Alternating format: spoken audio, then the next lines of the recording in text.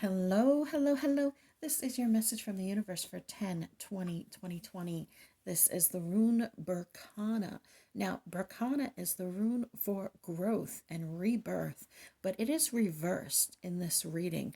It speaks about the delays in your life, but not actually about the delays, but rather your frustration with those delays. Often it is the frustration with the delays that actually keeps us in that space of being stuck, not the delays themselves. We start to worry, we start to fret, but we have to release that.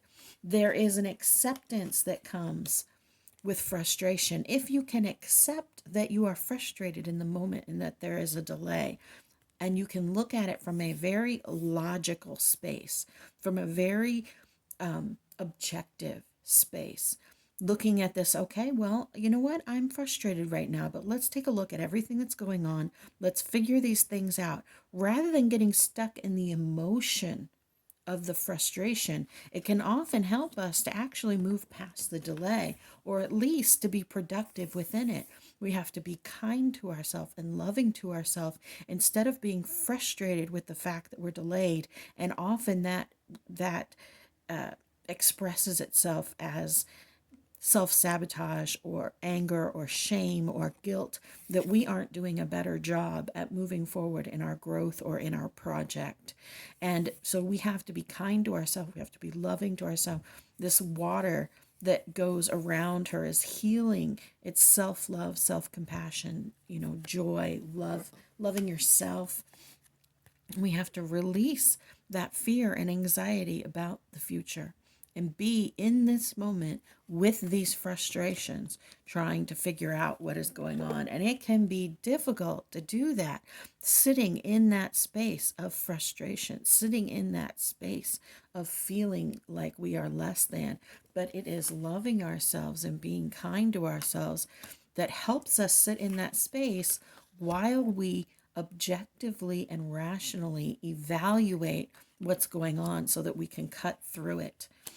Taking a look at your relationship with security, safety, abundance, what you consider to be right and wrong, success and failure in your life is going to take you a long way when you're sitting in this space of frustration and trying to figure this out. Examining this is what's going to help you to get through it, because it may feel like a tower moment right now. We all know this tower destruction, right? It may feel like a tower moment right now, but it is actually a rebuilding, a regrowing. It is taking that time in that space of delay to really examine all of the roots of what's going on, and to learn to be accepting of your imperfection as a human, because we are always going to have worry of some sort. There will always be doubts that pop up from time to time.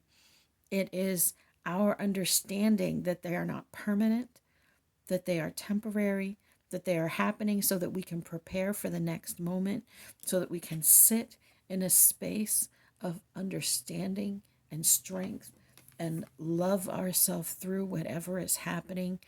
All of this is just what we need to do for our soul's evolution, not necessarily for this particular lifetime, but for all of our lifetimes, and the purpose of incarnating over and over and over again for our soul's evolution.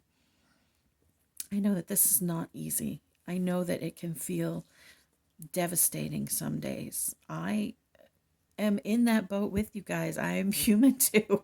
We all go through that. We all have our little tick tick that we think we're all alone in, but none of you are alone. We are all together in this. We are all together on this journey. And all that I can do is to send you love, to embrace empathy, and to encourage all of you to do the same. We talked about this yesterday, the day before, that The love we show to others is us channeling the love of the universe.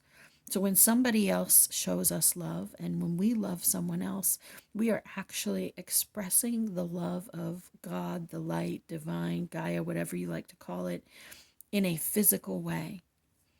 Every time that we open our hearts to show someone compassion, we are literally channeling the energy of God to give it to someone in a physical way.